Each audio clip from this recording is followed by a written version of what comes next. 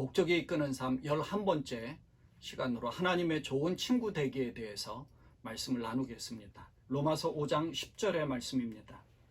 우리가 하나님과 원수 되었을 때도 그리스도의 죽음을 통해 하나님과 화해하게 되었다면 이렇게 하나님과 화목을 누리고 있는 사람들이 그분의 생명으로 말미암아 구원을 받게 될 것은 더욱 확실합니다. 아멘. 하나님은 이 세상을 창조하신 뒤에 마지막에 사람을 창조하시고 만물을 다스리도록 하신 그 모습을 보니까 하나님이 보시기에 너무 좋았습니다. 그래서 하나님 보시기에 좋았더라라고, 이 모든 것을 보시니 너무 좋았더라라고 말씀하셨죠. 하나님이 얼마나 기쁘셨을까요? 만물을 완전하게 창조하셨는데, 그렇게 완전하신 하나님이 이 세상을 완전하게 창조하신 뒤에 아담과 하와가 이 만물을 다스리는 것을 보니까 너무 좋으셨던 거죠. 기쁜 마음이 있었을 것입니다. 그런데 그 아담과 하와가 미혹하는 자인 이 마귀로부터 유혹을 받아서, 그래서 선악과를 먹고 하나님 말씀에 불순종함으로 하나님과 우리 사이에 막힌 담이 세워졌습니다. 그래서 하나님은 아담의 후손이 우리까지도 막힌 담으로 하나님과 친밀한 교제를 할 수 없었는데, 예수 그리스도의 십자가의 죽음으로 막힌 담이 허물어졌습니다. 그래서 하나님이 우리와 화해하게 된 것이죠. 그래서 예수님이 죽으심으로 막힌 담이 허물어진 것은 곧 하나님께서 우리와의 관계를 회복하시고자 하는 하나님의 뜻이 있으셨던 겁니다. 그래서 태초에 하나님이 아담과 하와를 창조하고 그 아담과 하와를 통해서 영광을 받으신 것처럼, 그들과 교제하시면서 기뻐하신 것처럼 우리를 하나님과 그렇게 친밀한 관계로 만들어 주신 겁니다. 구약시대에는 하나님과 이런 친밀한 관계를 누리는 사람은 그렇게 많지 않았습니다. 모세와 아브라함을 친구라 부르셨고, 다윗은 내 마음에 합한 사람이라고 하셨으며, 욥, 에녹, 그리고 노아만이 하나님과 친밀한 관계를 유지했을 뿐이었습니다. 그런데 예수님이 세상에 오셔서 십자가를 통해 하나님과 막힌 담을 헐어버리시면서 하나님과 화해되고 다시 친밀한 관계로 회복할 수 있게 만들어 주셨습니다. 성전의 휘장이 위에서 아래로 찢어졌다는 것은 하나님께 직접 나아갈 수 있게 되었다는 것을 의미하는 것이죠. 로마서 5장 11절에 보면, 이뿐 아니라 이제 우리로 화목을 얻게 하신 우리 주 예수 그리스도로 말미암아 하나님 안에서 또한 즐거워하느니라. 아멘. 하나님은 우리의 창조주가 되시고 또 우리의 구세주, 주인이 되시는 분으로 고백할 수 있죠. 하지만 하나님은 우리가 당신의 가장 좋은 친구가 되기를 원하십니다. 요한복음 15장 15절에서는 이제부터는 너희를 종이라 하지 아니하리니 종은 주인의 하는 것을 알지 못함이라. 너희를 친구라 하였노니 내가 내 아버지께 들은 것을 다 너희에게 알게 하였음이니라. 이렇게 말씀하고 있습니다. 예수님이 말씀하신 이 친구라는 존재는 단순히 얼굴만 아는 존재가 아니라, 그 정도의 친구가 아니라 아주 가깝고 서로 신뢰할 만한 그런 관계를 말하는데, 보통 결혼식에서 아주 가까운 친구, 베프들을 들러리로 세웁니다. 서로 신뢰할 만한 친구들을 들러리로 세우는 것 정도로 그렇게 가까운 친구를 이야기하는 거죠. 그래서 이 목적이 이끄는 삶, 이 책에서는 이렇게 기록합니다. 하나님은 우리가 그분의 영광과 사랑, 진리, 그리고 목적을 깊고 친밀하게 알기를 원하신다. 하나님을 알고 그분을 사랑하는 것이 우리의 가장 큰 특권이고, 하나님이 우리를 아시고 우리를 사랑하신다는 사실은 우리에게 가장 큰 기쁨이다. 예레미야 선지자는 이 하나님에 대해서 이렇게 말합니다. 예레미야 9장 24절에 보면, 자랑하는 자는 이것으로 자랑할지니 곧 명철하여 나를 아는 것과 나 여호와는 인애와 공평과 정직을 땅에 행하는 자인 줄 깨닫는 것이라. 나는 이 일을 기뻐하노라. 그렇다면 하나님이 나를 친구로 삼아주시기를 원하신다는 것은 무엇을 의미하는 것인지, 성경에서는 6가지로 말하는데 그 중에서 2가지를 오늘 나누고 나머지 4가지는 다음 시간에 나누도록 하겠습니다. 첫 번째, 하나님의 가장 좋은 친구가 되는 것, 첫 번째 방법은 끊임없는 대화를 통해서입니다. 어떤 사람은 일주일에 한 번 교회에서 예배하는 것으로 하나님과 친밀한 관계를 유지할 수 있다고 생각하는 사람이 있는가 하면, 일주일에 한 번이 아니라 매일매일 큐티를 하면서 매일 하나님과 친밀한 교제를 한다라고 생각하시는 분들도 계십니다. 하지만 하나님은 우리의 삶의 모든 경험들을 나눌 때에 하나님과의 친밀한 관계와 우정이 더 깊어지는 것입니다. 가장 가까운 사이, 친구, 또 사랑하는 사이가 일주일에 한 번 아니죠. 하루에 딱 한 번, 10분 아닙니다. 매일매일 순간순간 가까운 그런 모든 것들을 공유하는 것이 사랑하는 사이고 가까운 친구인 것입니다.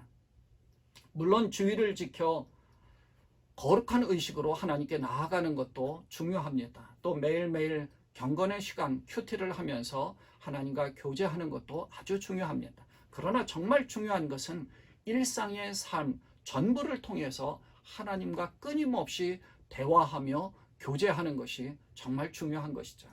그런즉 너희가 먹든지 마시든지 무엇을 하든지 다 하나님의 영광을 위하여 하라는 이 말은 먹든지 먹는 시간이나 또 마시는 시간이나 또 무엇을 하든지 그 순간순간을 하나님과 함께 대화하며 행할 때 하나님이 기뻐하시고 영광을 받으신다는 말입니다. 쉬지 않고 기도하라는 것은 우리가 마켓에 가서 쇼핑을 할 때나 운전을 할 때나 혹은 일을 하거나 하루의 일과 가운데 있을 때에 하나님과 대화하는 것을 의미하는 것입니다. 이 책에서 리고렌 목사님은 이렇게 말합니다. 만일 우리가 하는 모든 일에 하나님과 함께하고 그분의 임재하심을 의식한다면 우리가 하는 모든 것이 하나님과 시간을 보내는 것이 될 수 있다. 하나님의 임재 연습이라는 책을 쓴 17세기의 로렌스 형제를 이 책에서 소개했습니다. 이분은 이제 프랑스에 있는 수도원의 조리사였습니다. 그는 여기에 이제 이렇게 소개를 합니다. 그는 식사를 준비하고 설거지를 하는 것과 같은 가장 일상적이고 작은 일도 예배 그리고 하나님과의 교제로 바꿀 줄 알았다. 그에 의하면 하나님과의 친구 관계에서 가장 중요한 것은 우리의 행동을 바꾸는 것이 아니라 태도를 바꾸는 것이다. 우리 자신을 위해 하던 일들을 하나님을 위해서 하는 것이다. 그것이 먹는 것이든 목욕하는 것이든 일을 하는 것이든 쉬거나 쓰레기를 버리는 것이든 상관이 없다. 오늘 아침 우리 말씀을 묵상하고 나눈 그 말씀이 바로 이런 것이죠. 종말의 때에 예수님이 항상 깨어 있으라고, 깨어 기도하라고 말씀을 하셨습니다. 그때 말씀드린 부분이 바로 이 부분입니다. 항상 깨어 기도하는 것은 우리가 무릎을 꿇고 엎드려서 기도 제목을 주님 앞에 올려드리면서 간절하게 기도하는 그것만이 아닙니다. 그것이 아니라 순간순간 늘 주님을 인식하면서 주님과 함께 대화를 나누고 주님과 동행하는 것입니다. 일할 때나 먹고 쉴 때나 또 운전하거나 또 걸어 다닐 때도 늘 주님을 인식하며 사는 것이 바로 항상 깨어 기도하는 것이죠. 여기 로렌스 형제도 긴 기도를 하려고 노력하기보다는 하루 동안 아주 계속 짧은 대화, 짧은 기도, 그런 기도를 하라고 가르쳐 줍니다. 숨기도라고 하면서 짧은 문장 혹은 간단한 구절을 선택하여 기도하라고 합니다. 그러면서 예를 들어서 이런 걸 가르쳐줘요. 당신은 나와 함께 계십니다. 나는 당신을 알기 원합니다. 당신을 신뢰하기를 원합니다. 당신을 신뢰하도록 도와주십시오. 당신은 나의 하나님입니다. 이렇게 하라는 말입니다. 그리고 시간을 정해서 하든지 혹은 종이 메모에 기록해서 벽에 붙여서 자주 본다든지 그렇게 하나님을 인식할 수 있는 그런 눈에 보이는 방법들을 사용하라는 그 방법을 권면하고 있죠. 우리의 목표는 느끼는 것이 아니라 하나님이 항상 계시다는 사실을 계속적으로 인식하는 것이다. 그것이 예배하는 삶의 방식이다. 이 책에서 리고렌 목사님이 우리에게 가르쳐 줍니다. 자, 하나님과 우정을 맺는 두 번째 방법은 하루 종일 그분의 말씀을 생각하는 것입니다. 이것을 묵상이라고 하는데, 성경은 우리에게 하나님이 누구시고 무슨 일을 하셨으며 그리고 무슨 말씀을 하셨는지에 대해 묵상할 것을 계속해서 권고합니다. 하나님을 알지 못하면 친구가 될 수도 친구가 아닙니다. 더더욱 사랑하는 존재도 아니죠. 하나님을 알기 위해서는 하나님이 말씀하시고 행하셨던 것들이 무엇인지를 알아야 합니다. 하루 종일 성경 공부를 하면서 시간을 보낼 수는 없지만 읽었던 구절들이나 혹은 암송한 구절들을 되새김질하는 방법들이 있습니다. 그런 것에 초점을 맞춰 생각하는 것이 바로 묵상입니다. 한 문제를 놓고 반복적으로 생각하면 그것을 걱정이라 부릅니다. 그러나 하나님의 말씀을 반복해서 생각하면 그것이 묵상입니다. 우리가 걱정하는 방법을 안다면 묵상하는 방법은 이미 터득했다고 볼 수 있다. 우리의 관심을 걱정거리에서 성경 구절로 돌리면 되는 것이다. 그리고 하나님의 말씀을 묵상하면 할수록 우리의 걱정거리는 줄어든다. 이 책에서 제시한 사람은 욥과 다윗입니다. 욥과 다윗이 하나님과 가까운 친구가 될 수 있었던 이유는 그들의 하나님의 말씀을 무엇보다 소중하게 생각했고 하루 종일 생각했기 때문입니다. 욥은 욥기 23장 12절 말씀에서 이렇게 얘기합니다. 나는 내 일용할 양식보다 그의 말씀을 더 소중하게 여겼다. 일용할 양식보다 하나님의 말씀을 더 소중하게 여겼다. 그것이 얼마나 귀한 것입니까? 우리는 배고픔을 안다면 그 먹는 것을 거르지 않습니다. 기를 쓰고 먹을 것을 찾아서 먹죠. 그러나 하나님의 말씀을 거를 때는 아무 생각이 없습니다. 그건 우리의 육신의 생각을 더 우리의 마음을 지배하고 있기 때문에 그런 거죠. 우리가 영적으로 하나님의 말씀을 더 묵상해야 됩니다. 하나님 말씀을 더 알아야 되는 거죠.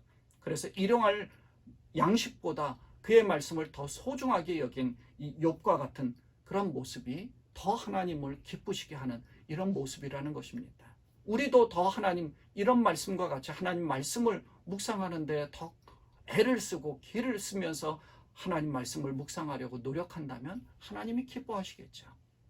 다윗도 그렇습니다. 시편 119편 97절에는 내가 주의 법을 어찌 그리 사랑하는지요 내가 그것을 종일 묵상하나이다. 또 77편 12절 말씀에도 또 주의 모든 일을 묵상하며 주의 행사를 깊이 생각하리이다.